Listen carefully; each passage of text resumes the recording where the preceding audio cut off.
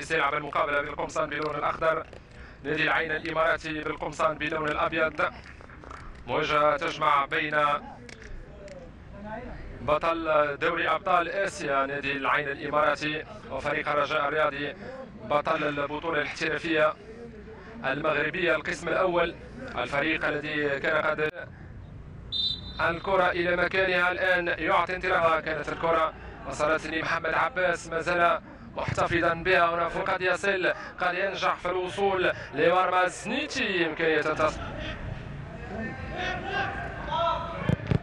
هنا التسديد، كانت فرصة محاولة من نادي الرجاء الرياضي، هي الفرصة الأبرز لحد الآن في مقابلة اليوم بفوز النهضة الرياضية البركانية ب3 أهداف مقابل هدف وحيد. هنا فرصة للعين، التسديد، التصويب، تسديدة بقوة لكنها كانت يسري. هذا من نفتي يواصل الرجاء الرياضي ضغط، العودة للوراء، يسري، إمكانية التصويب، يسدد يسري، حارس المرمى خالد عيسى. يسري، هل سيتمكن يسري؟ يراوغ إمكانية التسديد على بعد سنتيمترات قليلة من مرمى الحارس خالد عيسى. كان مصلحة نادي الرجاء الرياضي إمكانية التسجيل، الكرة تصطدم بالقائم، فرصة هي الأبرز، كان قريبا، كان على وشك التسجيل، كان على وشك الحصول على الهدف الأول.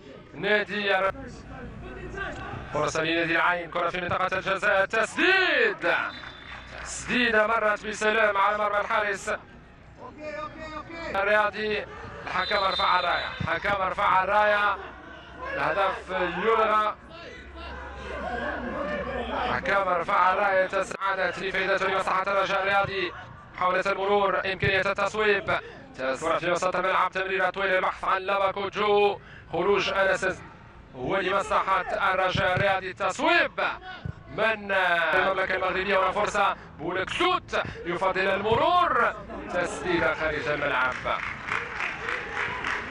تسديدة خارج الملعب من بولكسوت الذي نجح في المراوغة لفائدة مصلحة العين. محاولة ماتياس، التسديد، الكرة تصطدم بعرض خفيف، العرضية، ضربة رأسية خارج الملعب من كوامي أوتون، ركلة ماراندرو سيباستيان روميرو، مدينة الدار البيضاء إرفينادي.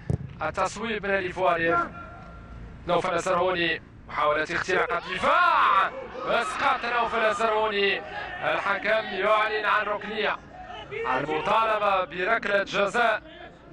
الفرصة، ماتياس بالاسيوس الأرجنتيني، يسدد الأرجنتيني ماتياس كاساما، تسجيل ادم النفاتي. فرصه للرجاء الرياضي، حارس المرمى، حارس المرمى خالد عيسى. محاوله، فرصه للرجاء الرياضي،